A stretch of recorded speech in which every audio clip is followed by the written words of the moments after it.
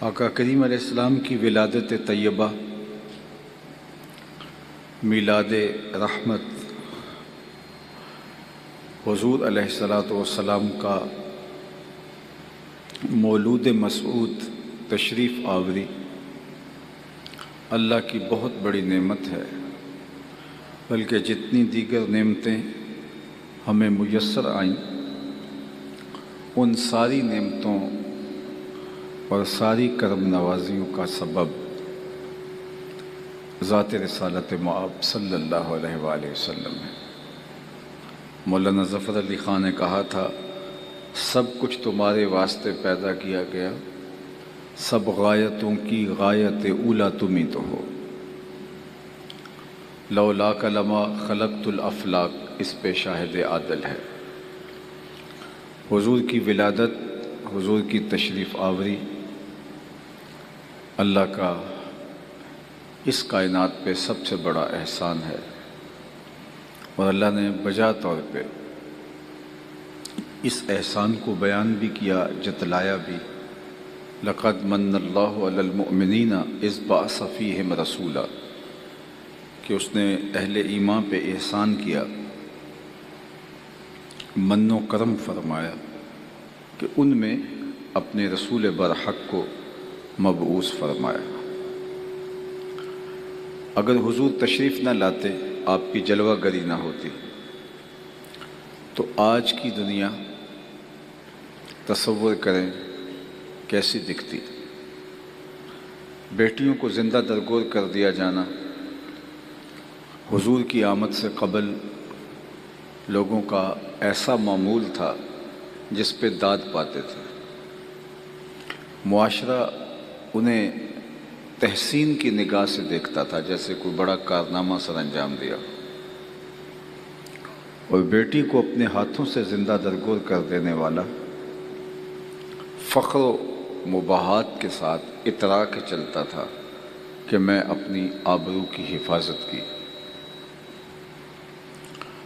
لیکن میرے حضور جلوہ گر ہوئے تو آقا کریم نے خواتین کو عزت دی، بیٹیوں کو وقار کی مسند پہ بٹھایا، اور ایک جملہ آپ نے بارہا علماء سے سنا ہے، اس کی آواز ڈبل آ رہی ہے، ایکو بند کر دیں، ایکو اس کی بند کر دیں، مجھے ڈبل آ رہی ہے، کچھ تھوڑا سا اسپیکر کا رخ دیکھ لیں، توجہ چاہوں گا۔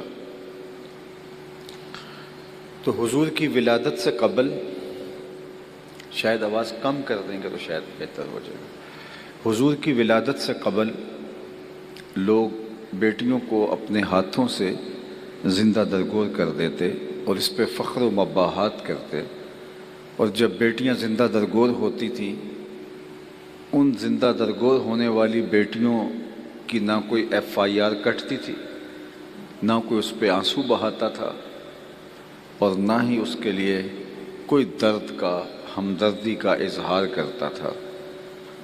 ایک نہیں ہزاروں بچیاں یوں ریت میں دفن کر دی گئیں، اور ان کے آنسو اسی ریت میں جذب ہو گئے۔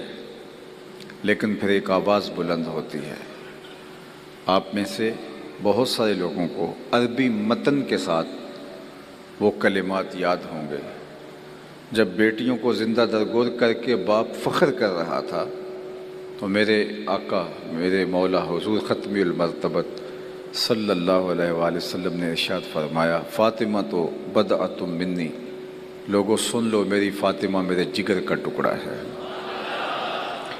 لوگوں نے اس کو کلمہ تحسین کے طور پہ لیا، لیکن میں سمجھتا ہوں یہ اس ظالمانہ سماج کے خلاف کلمہ جہاد تھا۔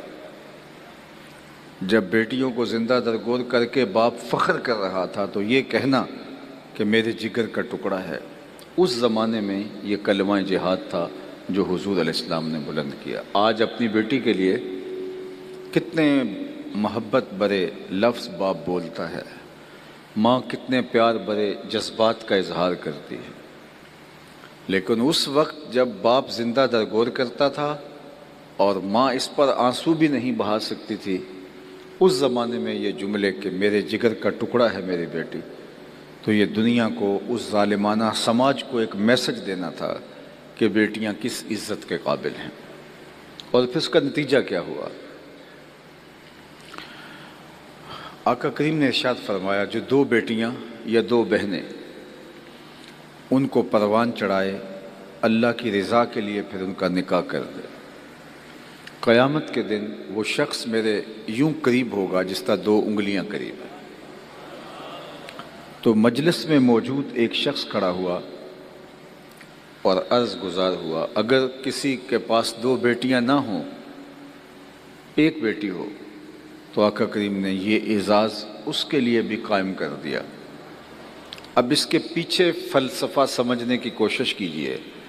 جس شخص نے سوال کیا اس کی دو بیٹیاں نہیں ہوں گی، اس کی ایک بیٹی ہوگی، لیکن وہ بھی آرزو کر رہا ہے کاش کہ میری بھی دو بیٹیاں ہوتیں اور میں یہ اعزاز پاتا۔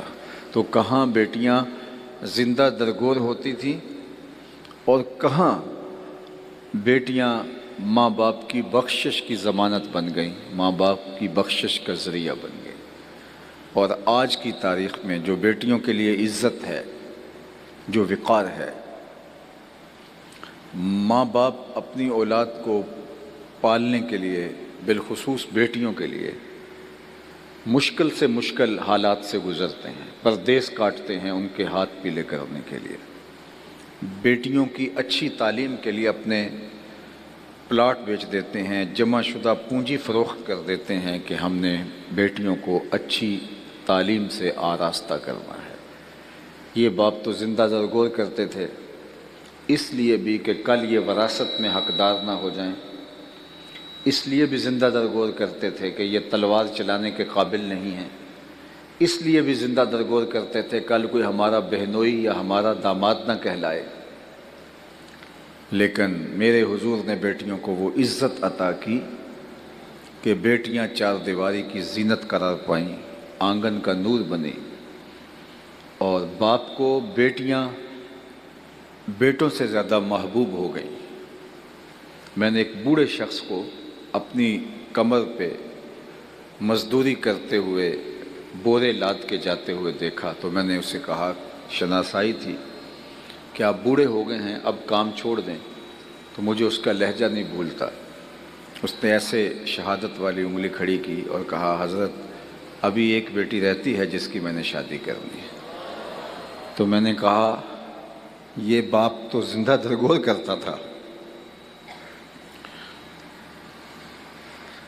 اور آج یہ جھکی ہوئی کمر پہ بوریاں لاد کے اپنی بیٹی کے ہاتھ پیلے کرنا چاہتا ہے۔ اس کے دل میں بیٹی کا پیار کس نے ڈالا؟ تو آواز آئی میلاد والے رسول نے۔ تو یہ ایک دن کا میلاد نہیں، ساری زندگی بھی حضور کے نام لگا دیں، حق کے شکر ادا نہ ہو۔ لاہور مال روڈ پہ ایک زمانہ ہوا، خواتین نے جلوس نکالا تھا کہ ہمیں حقوق چاہیے۔ خیر اب تو روش نکل گئی اور ہر سال عورتیں ہاتھوں میں پلے کارڈ لیے حقوق کیا بےہودگی کا مظاہرہ کرتی ہیں۔ تو اس زمانے کے اندر ہمدرد حال لٹن روڈ پہ ہمارا ماہانہ درس قرآن کا ایک اجتماع ہوتا تھا، تو میں نے اس موقع پہ کہا تھا کہ تمہیں حقوق تو دیے ہی اسلام نے، بلکہ جینے کا حق ہی اسلام نے دیا ہے۔ یہ معاشرہ تو تمہارا وجود برداشت نہیں کر سکتا۔ عورت کو از قبیل جنس انسان ماننے سے دنیا کے دانشوروں نے انکار کیا۔ انہوں نے کہا کہ یہ ہم شکل ضرور ہے انسان کی، انسان نہیں ہے۔ انسان کے بچوں کو جنم دیتی ہے، انسان نہیں ہے۔ انسان کے بچوں کو دودھ پلاتی ہے، انسان نہیں۔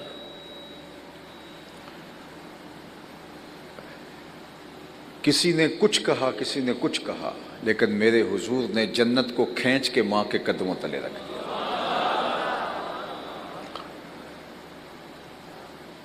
بدھ نے کہا تھا عورت بدی کا سرچشمہ ہے، اس کے ہوتے ہوئے خدا کا قرب نہیں مل سکتا۔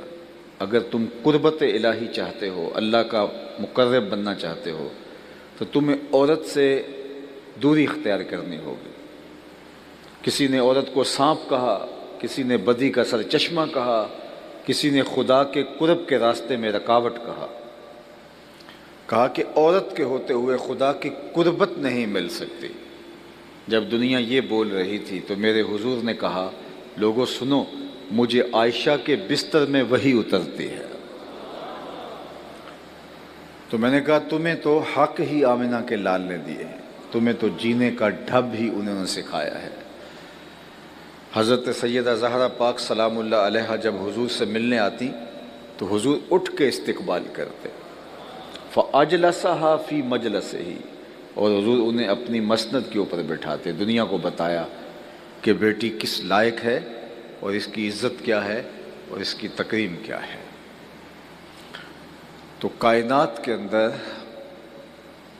جو انسانی رویوں میں خوبصورتی آئی ہے، جو انسانی رویوں میں جمال پیدا ہوا ہے، تو اس کا سبب اللہ کے محبوب علیہ السلام کی تشریف آوری ہے۔ ورنہ مجھے بتائیے، جو بیٹی زندہ درگور کرتے تھے، بہن کاٹ دیتے تھے، ماں کو عکاس کے میلے میں فروخت کرتے تھے، سکی ماں کو عکاس کے میلے میں 900 دراہم کے اندر 3 بیٹوں نے بیچا ہے۔ یزدگر دوم نے اپنی بیٹی سے شادی رچا رکھی تھی، اپنی بہن سے نکاح ان لوگوں نے کر رکھے تھے، اور جو حال بیوی کا ہوتا تھا الیاذ باللہ، سوتیلی ماں کا جو حال ہوتا تھا الیاذ باللہ، سوتیلی ماں سے نکاح کرتے تھے، باپ کی منکوحہ سے نکاح کرتے تھے، اور ترکے میں بٹتی تھی وہ، جس طرح باقی اشیاء گھر کی بٹتی ہیں اور تقسیم ہوتی ہیں، وہ کنیز کی طرح اس کو ٹریٹ کیا جاتا تھا۔ اور اللہ کے محبوب صلی اللہ علیہ وآلہ وسلم نے ہر رشتے کو تقدس بخشا۔ آج کی تاریخ میں اگر آپ تک میری آواز درست پہنچ رہی ہے تو آج کی تاریخ میں بھی ایسے لوگ موجود ہیں جو بیوی کو پاؤں کا جوتا سمجھتے ہیں۔ بد نصیب لوگ آج کی تاریخ میں بھی ایسے ہیں، جبکہ آج کی تاریخ میں بیٹی کی عزت ہے، بہن کی تکریم ہے، ماں کی عزت ہے، لیکن بیوی جو چوتھا رشتہ ہے انسان کا، اس کو آج بھی تکریم وہ حاصل نہیں ہے، الا ماشاءاللہ جو دیندار ہیں، میں ان کی بات نہیں کرتا، جو تہذیب اور تمدن سے شناسہ ہیں میں ان کی بات نہیں کرتا، عمومی رویے آج بھی پائے جاتے ہیں، جبکہ باقی 3 رشتوں کا تقدس موجود ہے، لیکن بیوی کے لیے آج بھی ایسے مکروہ جذبات لوگوں کے رویوں میں موجود ہیں۔ میں آپ سے سوال کرتا ہوں، جب ان 3 رشتوں کا بھی تقدس نہیں تھا تو پھر بیوی کا کیا حال ہوتا ہوگا؟ یعنی جب ان 3 رشتوں کا آج کی تاریخ میں تقدس موجود ہے تو کئی لوگ بیوی کو پاؤں کا جوتا کہہ دیتے ہیں، تو مجھے بتاؤ جب ان 3 رشتوں کا بھی تقدس نہیں تھا تو اس وقت بیوی کا کیا حال ہوتا ہوگا؟ لیکن میرے اور آپ کے آقا و مولا حضور ختم المرتبت صلی اللہ علیہ وآلہ وسلم نے ارشاد فرمایا، خیرکم خیرکم لأہلہ وَأَنَا خَيْرُكُمْ لِأَهْلِ، تم میں سے بہترین وہ ہے جو اپنے اہل خانہ کے ساتھ بہترین ہے، اور میں تم میں سب سے زیادہ اپنے اہل خانہ کے ساتھ بہتر ہوں۔ ام المومنین سیدہ عائشہ رضی اللہ تعالی عنہ کو حضور حمیرہ کہہ کے پکارتے تھے، لاڈ سے حضور نے یہ نام رکھا تھا۔ فرماتی ہیں ایک دن میں آب خورے میں پانی لے رہی تھی تو اللہ کے محبوب تشریف لائے، تو مجھے دیکھا اور دور سے مجھے پکارا، حمیرہ تھوڑا سا پانی میرے لیے بھی چھوڑنا، تو میں نے حضور کے لیے تھوڑا سا پانی چھوڑ دیا، تو آقا کریم نے میرے ہاتھ سے آب خورا لیا، پھر پانی پینے لگے، پھر رک گئے اور پھر مجھ سے مخاطب ہوئے اور فرمایا، عائشہ ذرا بتانا تم نے ہونٹ کہاں لگائے تھے؟ مجھے یہ بتاؤ، اگر شوہر کا رویہ بیوی کے ساتھ یہ ہو تو گھر کا جنت کا ماحول نہیں بنے گا۔ اور آج کتنے لوگ ہیں جو یہ تو چاہتے ہیں کہ بیوی ہمارا جوٹا لے لے، لیکن وہ بیوی کا جوٹا نہیں لینا چاہتے۔ یہ میں نے پچھلے دنوں میں کہا ایک جگہ پہ، میں نے کہا کہ مومن کے جوٹے میں شفا ہے، اور لوگ پیروں کا جوٹا پیتے ہیں، تو میں نے کہا پیر صاحب مرید کے جوٹے میں بھی اسی طرح شفا رکھی گئی۔ اللہ کے محبوب صلی اللہ علیہ وآلہ وسلم کی زندگی کا ایک واقعہ آپ نے بارہا علماء سے سنا ہوگا کہ حضرت ابو ہریرہ رضی اللہ تعالیٰ عنہ فرماتے ہیں کہ بھوک کی شدت اتنی تھی کہ پیٹ کمر سے چپک گئے۔ یہ صفہ کے چبوترے پہ حضور سے پڑھنے والے لوگ تھے۔ آقا نے سوال سے منع کیا تھا، مخمسے کی حالت میں جائز بھی ہے، لیکن ہمیں سوال کرنے کی ہمت نہیں پڑ رہی تھی۔ جب انتڑیوں میں بل پڑنے لگے اور بھوک سے نڈال ہو گئے اور کمر سیدھی نہیں ہو رہی تھی، تو کہتے ہیں میں مسجد نبوی کے ایک ایسے گوشے میں آ کے بیٹھ گیا جہاں لوگ گزر کے اندر جاتے تھے۔ میرا خیال یہ تھا کہ کوئی مجھے دیکھے گا اور میرے چہرے کی نکاہت سے محسوس کر لے گا کہ مجھے بھوک لگی ہے اور میرے درد کا درماں ہو جائے گا، مجھے سوال کی نوبت بھی نہیں آئے گی اور میری ضرورت بھی پوری ہو جائے گی۔ لیکن جو آئے اور سلام لے کے گزر جائے، کسی نے میرے اندر اتر کے دیکھنے کی زحمت گوارا نہ کی۔ ہستی پلکوں کے نیچے غم بھی پلتے ہیں، مگر کون دیکھتا ہے اتنی گہرائی میں۔ کہتے ہیں میں نے کہا کہ خود بات کرنی چاہیے، تو حضرت عمر رضی اللہ تعالی عنہ آئے۔ میں نے انہیں کوئی مسئلہ شرعی پوچھا تو انہوں نے اس کا جواب دیا اور آگے بڑھ گئے۔ میں نے کہا کہ میرا کام تو نہیں بنا۔ پھر میں انتظار میں تھا کہ حضرت صدیق اکبر رضی اللہ تعالیٰ عنہ آئے، ان سے بھی کوئی مسئلہ شرعی دریافت کر لیا۔ تو وہ بھی جلدی میں تھے، انہوں نے مسئلہ بتایا اور آگے بڑھ گئے۔ میں نے کہا میرا مسئلہ تو وہیں رہ گیا۔ پھر میں خاموش بیٹھا تھا کہ ایک جانب سے روشنی اور نور نکلا اور دل و قلب و نگاہ کے مرشد اولین تشریف لے آئے۔ یہ حضور تھے۔ تو کہتے ہیں کہ سوال کرنے کی پھر ہمت نہ پڑی، پھر میں نے حضور سے بھی کوئی مسئلہ ہی پوچھ لیا۔ تو جب میں نے حضور سے مسئلہ پوچھا تو حضور نے میری جانب غور سے دیکھا، پھر مسکرائے اور پھر کہا ابو ہریرہ بھوک لگی ہوئی ہے؟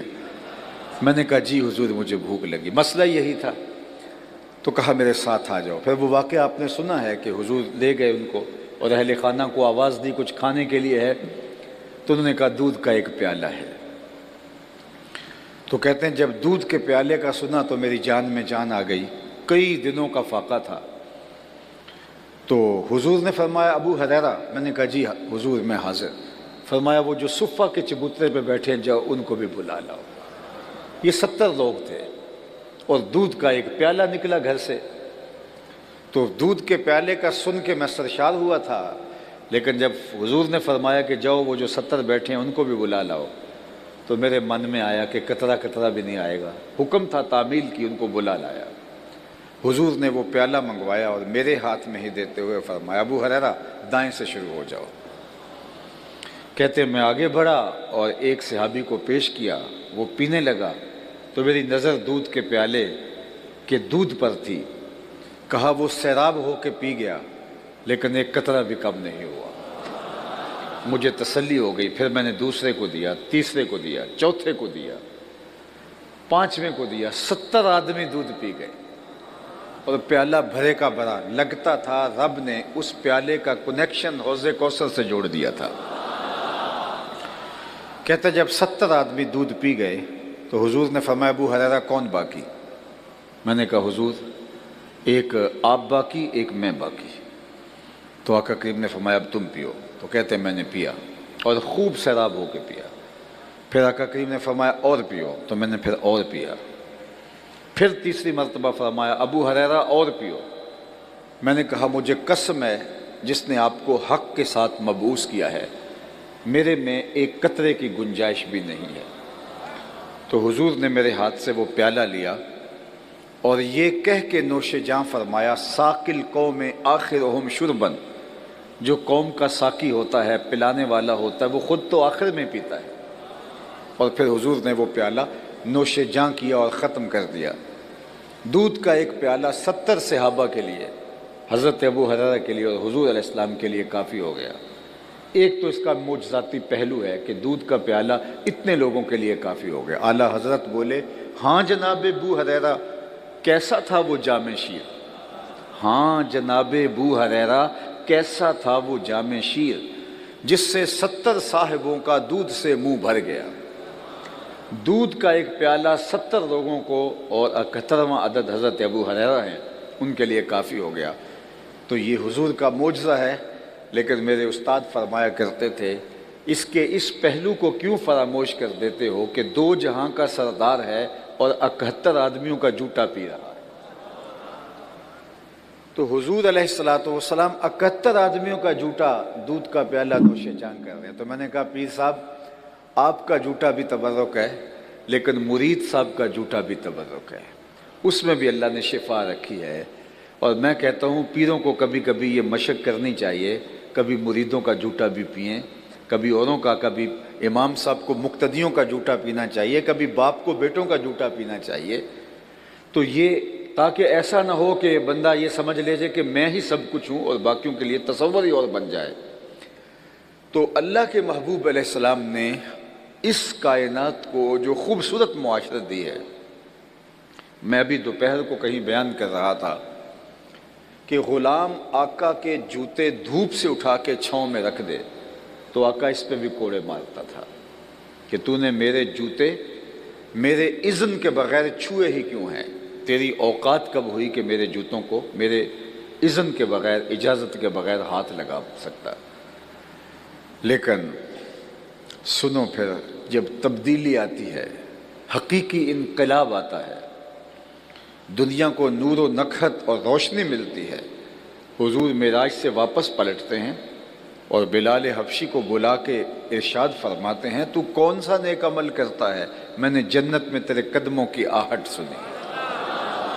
جو غلام آقا کے جوتے دھوپ سے اٹھا کے چھاؤں میں رکھنے کا روادار نہیں ہے، اس کو کونین کا مالک کہہ رہا ہے میں تیرے قدموں کی آہٹ جنت میں سنتا رہا۔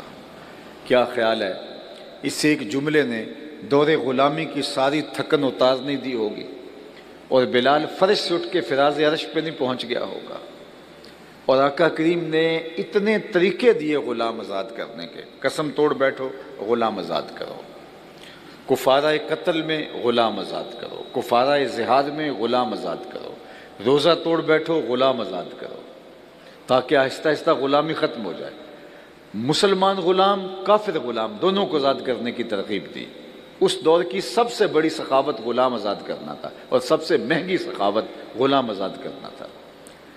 حضرت عثمان غنی رضی اللہ تعالیٰ عنہ ہر جمعے کو ایک غلام آزاد کرتے۔ حضرت عمر ہر وہ شخص جو لمبی نمازیں پڑھتا آپ کے غلاموں میں سے اسے آزاد کر دیتے۔ غلاموں نے لمبی لمبی نمازیں پڑھنا شروع کر دی۔ لوگوں نے کہا عمر یہ تمہیں دھوکہ دیتے ہیں صرف آزاد ہونے کے لیے۔ تو حضرت عمر نے کہا اگر یہ خدا کے نام پہ دھوکہ دیتے ہیں میں 100 بار کھانے کو تیار ہوں۔ حضرت ابو بکر صدیق رضی اللہ تعالیٰ عنہ نے کتنے غلاموں کو آزاد کیا؟ حضرت بلال کو حضرت صدیق اکبر نے آزاد کیا تھا۔ حضرت عبد الرحمن بن عوف رضی اللہ تعالیٰ عنہ صحابہ میں سب سے امیر تھے، آپ نے اپنی زندگی میں 30,000 غلام آزاد کیے۔ 30,000۔ تو غلامی دنیا سے ختم ہو گئی۔ اسلام کی دی ہوئی ترغیب کے نتیجے میں ایک ایسا خوبصورت نظام متعارف کروایا جس سے غلاموں کو آزادی ملنا شروع ہو گئی، اور غلامی کی لعنت سے دنیا پاک ہو گئی۔ اللہ اکبر۔ ورنہ جو غلاموں کے ساتھ حال ہوتا تھا اور جس طرح غلام بکتے تھے دنیا کی منڈیوں میں، اللہ اکبر۔ تو یہ میرے حضور تھے جنہوں نے آ کے اس نظام کو ختم کیا، اور دنیا کو جب تک غلام موجود رہے تو ان کو یہ حکم دیا جو خود پہنتے ہو انہیں بھی پہناؤ، جو خود کھاتے ہو انہیں بھی کھلاؤ، ایسا بوجھ نہ ڈالو جس کو وہ اٹھا نہ سکیں، ان کے خیال کا، ان کے آرام کا خیال رکھو۔ مکاتبت، غلاموں کو مکاتبت کا حکم دیا کہ غلاموں سے لکھ لکھا کر لو کہ وہ اتنے پیسے تمہیں کما کے دے دیں تو تم انہیں آزاد کر دیں گے۔ اللہ اکبر۔ تو یہ اسلام کا دیا ہوا فیضان ہے، بلکہ معاشرے کے ان لوگوں کو حضور نے عزت عطا کی جنہیں معاشرے میں کبھی درخور اعتنا ہی نہیں سمجھا جاتا تھا۔ میں ایک مثال آپ کے سامنے رکھتا ہوں۔ مدینہ المنورہ میں ایک خاتون ہے جس کا توازن ذہنی ٹھیک نہیں ہے۔ اللہ کے محبوب صلی اللہ علیہ وآلہ وسلم مسجد نبوی میں تشریف فرما ہے تو وہ دروازے پر آتی ہے اور آقا کریم کو اشارہ کر کے بلاتی ہے کہ میری بات سنو۔ اللہ کے محبوب فرماتے ہیں کہیے کیا کہنا ہے؟ اس نے کہا میں نے آپ سے کوئی باتیں کرنی ہیں۔ فرمایا کہو۔ کہا یہاں نہیں کرنی، آپ باہر آئیے، میں وہاں بات کرنی۔ اللہ اکبر، کونین کے سردار اس کی بات سننے کے لیے مسجد نبوی سے باہر جا رہے ہیں۔ عرب کی چل چلاتی دھوپ، کار نبوت کی اہم ذمہ داریاں اور حضور کا نازک بدن، اور اس نے حضور کو دھوپ میں کھڑا کر لیا۔ صحابہ کہتے ہیں میں غصہ بڑا آ رہا تھا لیکن کہہ کچھ نہیں سکتے تھے، حضور خود ہی تو کان لگائے سن رہے تھے، اور اس کی باتیں بھی ایسی تھی چونکہ اس کا توازن ذہنی ٹھیک نہیں تھا۔ اس نے گھنٹوں تک حضور کو وہاں دھوپ میں کھڑا کیے رکھا، اور آقا کریم غور سے اس کی گفتگو سنتے رہے۔ جب وہ جانے لگی تو صحابہ نے عرض کی حضور اس کا ذہن توازن ٹھیک نہیں ہے، اور یہ جس کے پاس کھڑی ہوتی ہے جان نہیں چھوڑتی، لوگ اس کو دیکھ کے راستہ بدل لیتے ہیں۔ آپ کا نازک بدن اور قیمتی وقت، کار نبوت کی اہم ذمہ داریاں آپ کے کندھوں پر، تو آپ ایسی ویسی عورتوں کی باتیں کیوں سنتے ہیں؟ اس کو تو پورا مدینہ منہ نہیں لگاتا، اس کی کوئی بات نہیں سنتا۔ تو حضور نے فرمایا عمر، پورے مدینے میں اس کی کوئی نہیں سنتا، میں بھی نہ سنوں؟ اور اس بڑھیا کو آواز دے کے کہا جب دکھ زیادہ ہو جائیں جہاں مرضی کھڑا کر کے محمد کو اپنی باتیں سنا لیا کرو۔ ایک تو ہی ہوتے ہیں میریاں آساں دا سہارا، دس کنوں کراں جے تینوں نہ کراں یاد۔ یہ ایک دن کا میلاد یہ حق ادا نہیں کرتا۔ میں میلاد منانے والوں کو بھی کہتا ہوں کہ جو میلاد ہے اس کو اس کی روح کے ساتھ مناؤ۔ اعتراض ہوگا ہی نہیں، ہوا بھی تو بہت کم ہوگا۔ خام خواہ اس کے اندر ایسی باتیں یا ایسی چیزیں شامل نہ کرو جن کی شریعت اجازت نہیں دیتی۔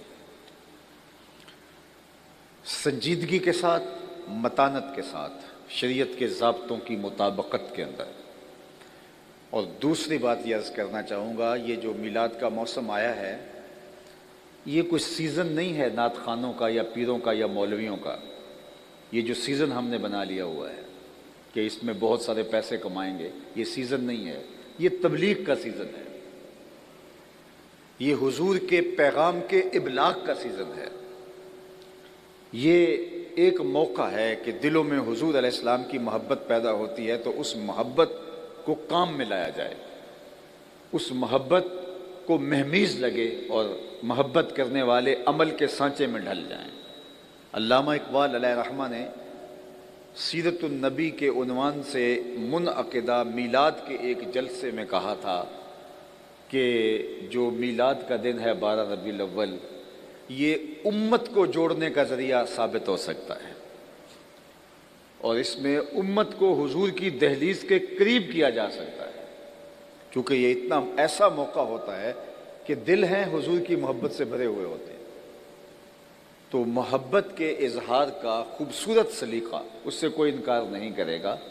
کوئی اگر بدبخت ہے تو اس کا کہا نہیں جا سکتا، لیکن اس میلاد کے موسم کو حضور علیہ السلام سے قربت کا ذریعہ بناؤ، کثرت سے درود اپنی اولاد کو پڑھنا سکھاؤ۔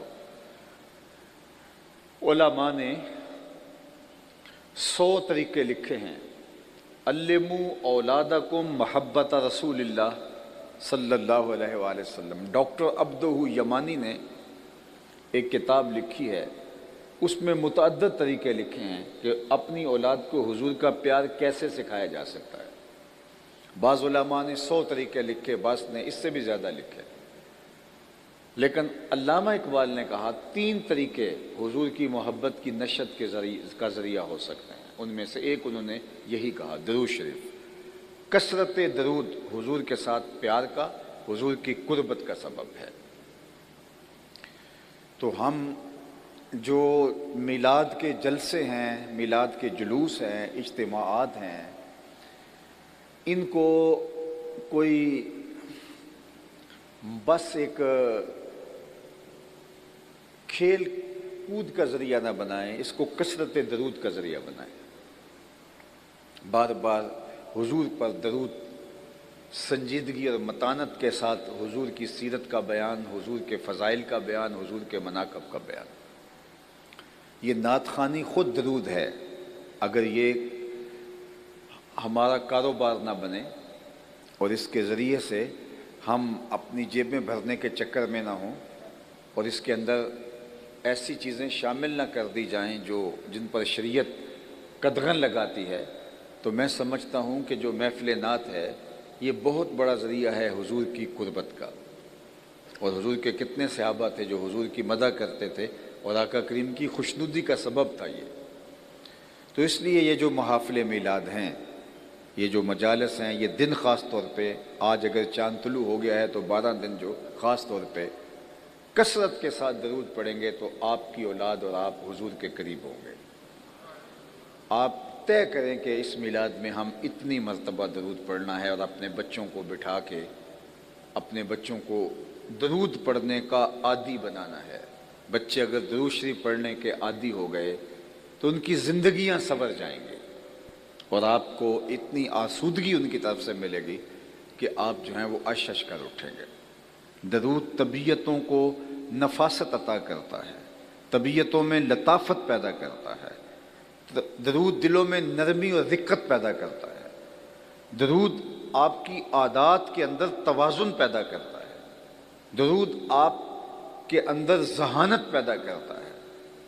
درود آپ کے اندر عفت اور پاک دامنی کے قائم رہنے کا سبب اور ذریعہ بنتا ہے. درود پڑھنے والا اور درود نہ پڑھنے والا دونوں کے رویوں میں فرق ہوتا ہے. اگر ہم آج ہی اپنی اولاد کو درود پڑھنے کا عادی بنائیں گے تو خود بخود درود سے وہ صاحب درود کے قریب ہوتے چلے جائیں گے. ایک تو درود کے ذریعے سے اپنی اولاد کو حضور کے قریب کیا جا سکتا ہے. اور علامہ اقبال دوسری بات کہتے ہیں کہ حضور کی سیرت کا بیان، اپنی اولاد کو حضور کی سیرت پڑھائیں. میں اس جمعے کو کہا دوستوں سے، آپ سے بھی کہتا ہوں، کسی کی 60 سال عمر ہو گئی، کسی کی 70 ہو گئی، کسی کی 50، کسی کی 40. میں علماء سے کی بات نہیں کر رہا کیونکہ ہماری ضرورت ہوتی ہے، لیکن باقی جو عام عوام ہیں میں ان سے پوچھتا ہوں کہ آپ نے کتنی کتابیں جو ہیں وہ حضور کی سیرت کی پڑھی ہے. شاید بہت کم لوگ ملے جنہوں نے کوئی ایک کتاب مکمل حضور کی سیرت کی پڑھی ہو. تو بطور مسلم کیا یہ ہمارے لیے لمحہ فکریہ نہیں ہے کہ ہم اپنے آقا و مولا کی پوری سیرت آج تک نہیں پڑھ سکے؟ یہ ڈراموں کی سیریل ذاتی ہیں تو ہم ساری کی ساری دیکھ رہے ہوتے ہیں، آپس میں لوگ صبح بات کر رہے ہوتے ہیں، پوری قوم اس طرف لگی ہوتی ہے. لیکن میں آپ سے سوال کرتا ہوں، ہم لوگوں سے سوال کرتے رہے، ہم اپنے آپ سے سوال کرتے ہیں، کیا ہم میں سے کتنے لوگ ہیں جنہوں نے حضور علیہ الصلوۃ والسلام کی مکمل سیرت پڑھی ہوئی ہے؟ تو اگر نہیں پڑھی تو 60 سال گزر گئے، 70 سال بیت گئے، 50 سال بیت گئے، تو ہم کھڑے کہاں ہیں؟ ہمارے پاس اتنی فرصت بھی نہیں ہے. ہادی برحق، کائنات کے رہبر اور ہادی اور رہنما، جن کی زندگی اسوائے کاملہ ہے ہمارے لیے. ہمارے رب نے کہا کہ ان کی زندگی کے مطابق زندگی بسر کرو، اور ہم ان کی سیرت کو ابھی تک پڑھ نہیں سکے. عمل کرنا تو دور کی بات ہے. شستہ کہیں سے کوئی ٹکڑا پڑھ لیا یا کسی عالم دین سے سن لیا، کوئی واقعہ یاد ہوا، یا بچپن میں وہ بھی بوڑھے لوگوں نے دادی اماں کے بستر سے کچھ لے لیا، تو وہ چند چیزیں ہوں گی. لیکن باقاعدہ محنت کر کے ہم میں سے کتنے لوگ ہیں، دو باتیں کرتا ہوں، کتنے لوگ ہیں جنہوں نے ساری حضور کی سیرت پڑھی ہے، اور کتنے لوگ ہیں جنہوں نے قرآن مجید کو ترجمے کے ساتھ پڑھا ہے. یہ ہمارے رب کا ہمارے نام آخری پیغام ہے. تو اقبال کہتے ہیں کہ اگر تم چاہو کہ حضور کی محبت پیدا ہو جائے تو حضور کی سیرت تمہیں پڑھنی ہوگی. کائنات میں کوئی ایسی سیرت کسی کی موجود نہیں ہے، کسی کی سیرت محفوظ بھی نہیں ہے اور یوں موجود بھی نہیں ہے جیسے میرے حضور کی سیرت محفوظ بھی ہے اور موجود بھی ہے اور کامل اکمل نمونہ بھی ہے. اور تیسری بات اقبال نے جو کہی وہ یہ کہ انسان فطرتاً حسن پسند ہے. انسان کی طبع ہے کہ وہ حسن کے لیے میلان قلب رکھتا ہے. حسن پسند ہے تو یہ گلدستہ رکھا گیا ہے. انسان حسن پسند ہے تو یہ خوبصورت جو ہے وہ ماحول بنایا گیا ہے. انسان حسن پسند ہے تو یہ چھت کے اوپر کمکمے لگائے گئے ہیں، یہ دیواروں پہ کام اور مینہ کاری اسی لیے کروائی گئی ہے کہ انسان کی طبع اس کا تقاضا کرتی ہے، اور حسن جہاں بھی ہوگا انسان ادھر لڑک جائے گا، وہ لب لالی میں ہو یا مشک عنبری میں، وہ زلف عنبری میں ہو یا وہ قد و قامت میں ہو، وہ پھول کی لطافت میں ہو یا تتلی کے پروں میں قدرت کی صنائی اور کاریگری کے رنگ ہوں، وہ کوئل کی آواز میں ہو یا بلبل کے لہجے میں، حسن جہاں بھی ہوگا انسان ادھر لڑک جائے گا۔ اقبال کہتا ہے یہ طے ہے کہ انسان فطرتاً حسن پسند ہے اور حسن کی طرف اس کا میلان قلب ہوتا ہے۔ تو کہتے ہیں جب یہ طے ہے تو اگر آپ چاہیں کہ اپنی اولاد کا میلان قلب جو ہے وہ حضور کی جانب کریں تو پھر حضور کے حسن کے قصیدے سناؤ، کیونکہ انسان حسن پسند ہے، اور سارا حسن جس چوکھٹ کا پانی بھرتا ہے اور جہاں عشق بھی غلامی کرتا ہے وہ محمد عربی کا آستان نور ہے۔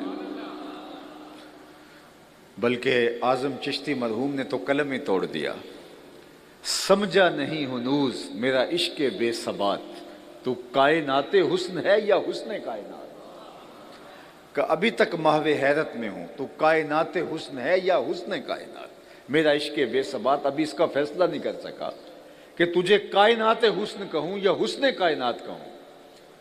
اللہ اکبر، وہ حسن دیا کل قمر لیلۃ البدر لم ارا قبلہ ولا بعدہ مثلہ۔ حضرت ابو ہریرہ کہتے ہیں کیا بتاؤں حضور جیسا میری آنکھ نے نہیں دیکھا، 14ویں رات کے چمکتے ہوئے چاند کی طرح تھے حضور۔ پھر کہتے ہیں نہیں حضور جیسا میری آنکھ نے دیکھا ہی نہیں۔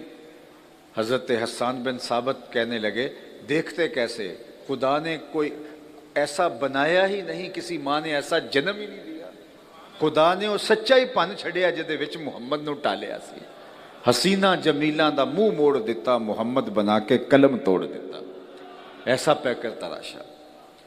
تو اگر آپ چاہتے ہیں کہ آپ اپنی اولاد کو حضور کا پیار سکھائیں تو حضور کا حلیہ، حضور کے شمائل، حضور کی صورت ان کے سامنے رکھنی ہوگی۔ چوتھی چیز میں علماء کرام کی تحقیق کے نتیجے کے اندر اقبال کی ان 3 چیزوں میں چوتھی چیز شامل کرنا چاہوں گا، اور وہ یہ کہ اگر آپ چاہیں کہ ہماری اولادوں کے دلوں میں حضور کا پیار پیدا ہو تو حضور کے فضائل بیان کریں، مناقب بیان کریں، شانیں بیان کریں۔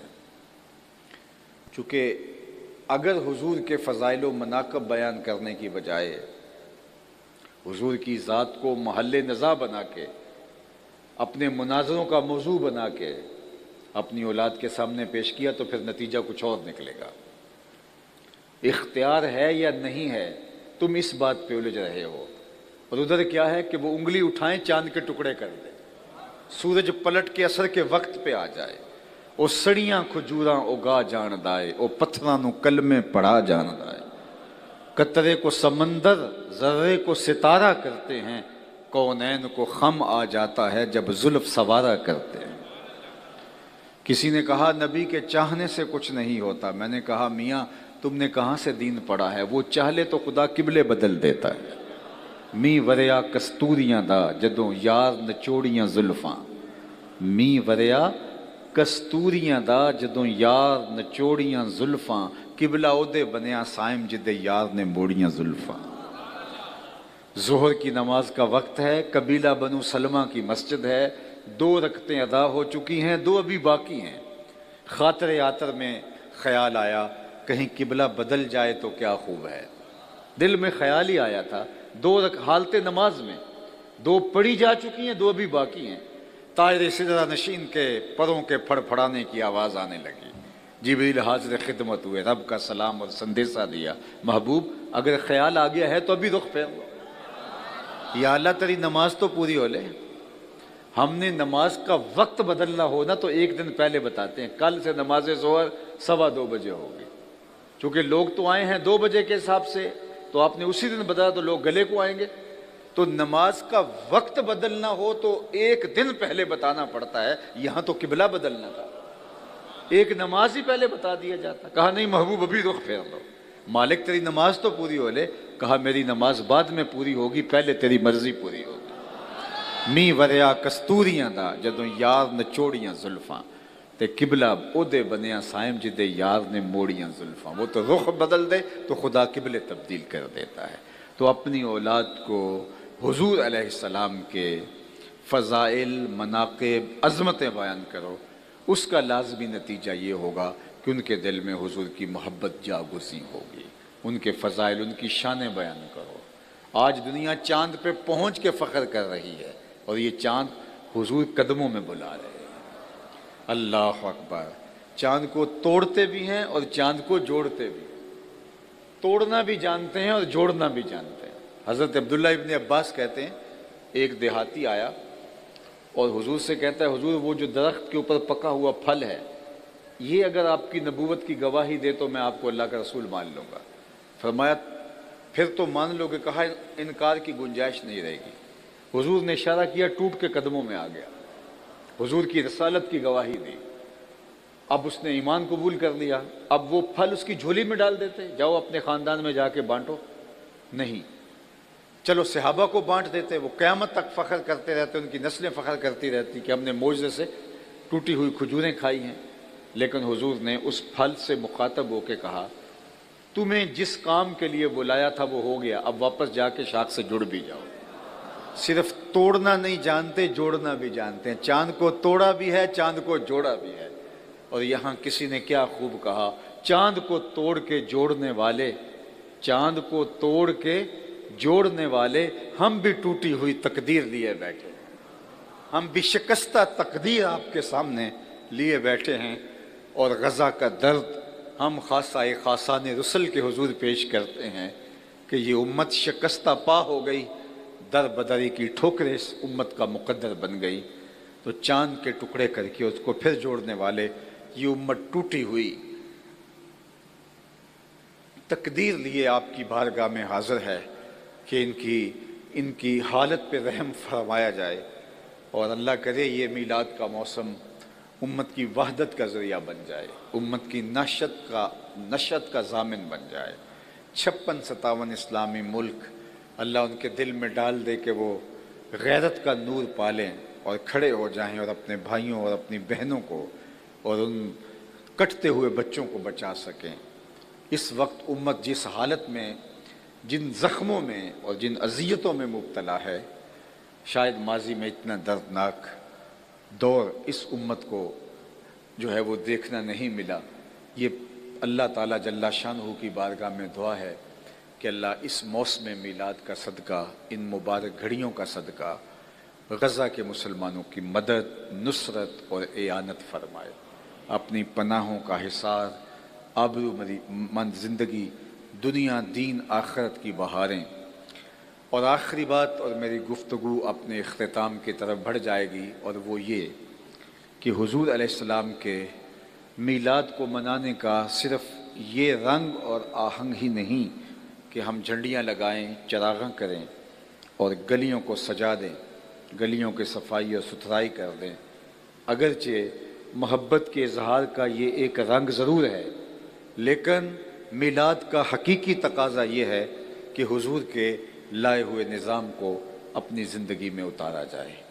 اس کا میں آپ کے سامنے ایک حدیث کا حوالہ دے کے اپنی گفتگو کو سمیٹتا ہوں۔ ایک دن حضور وضو فرما رہے تھے کہ صحابہ حضور کے وضو کے پانی کو زمین پر نہیں گرنے دیتے، زمین پر نہیں گرنے دیتے۔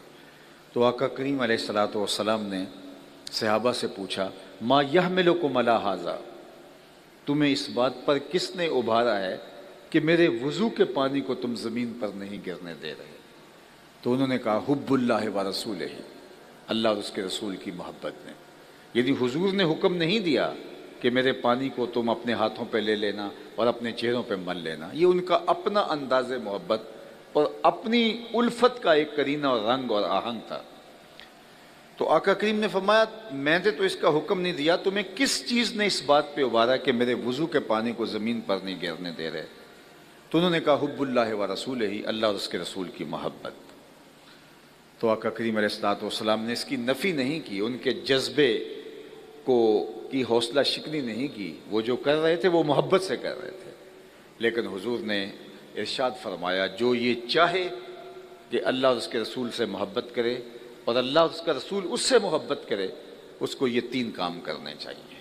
سب سے پہلے وہ جب بھی بولے سچ بولے، دوسری بات جب اس کے پاس امانت رکھی جائے خیانت نہ کرے، اور تیسری بات جو اس کی ہمسائیگی میں آ بسے وہ ہمسائیگی کا حق ادا کرے۔ یعنی تمہارا یہ عمل بھی اپنی جگہ پہ درست کہ تم میرے وضو کے پانی کو زمین پر نہیں گرنے دے رہے، لیکن کہیں محبت کے اس مظہر کے اندر کوئی یا آنے والا کوئی دین کی ان قدروں کو بھول نہ جائے کہ ٹھیک ہے ہم نے ادب کا یہ انداز اختیار کر لیا تو باقی دین معاف ہو گیا، ایسا نہیں ہے۔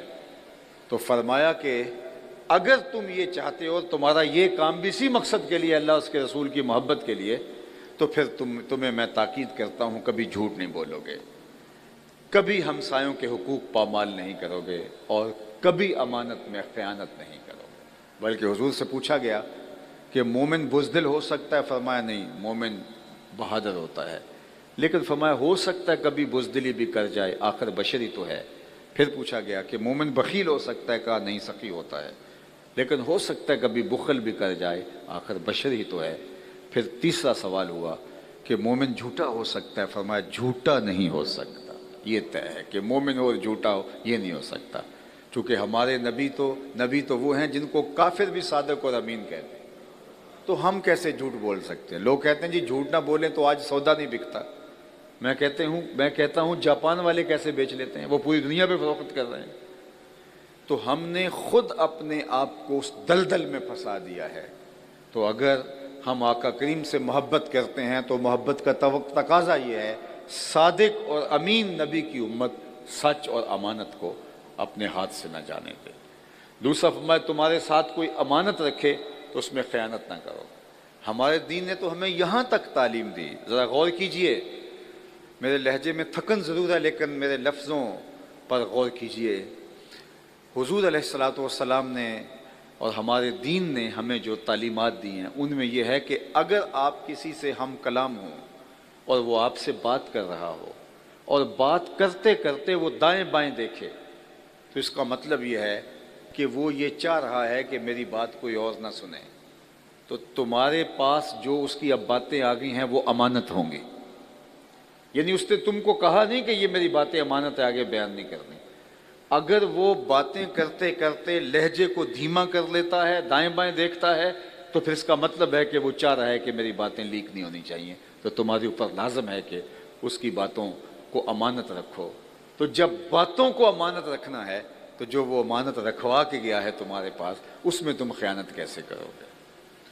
اگر تم لوگوں کی امانتیں ہڑپ کر جاؤ گے، لوگوں کا مال ہڑپ کر جاؤ گے، زمینیں چاٹ جاؤ گے، لوگوں کا قرض دبا جاؤ گے، پھر لاکھ عمرے حج کر لو کوئی فائدہ نہیں ہوگا۔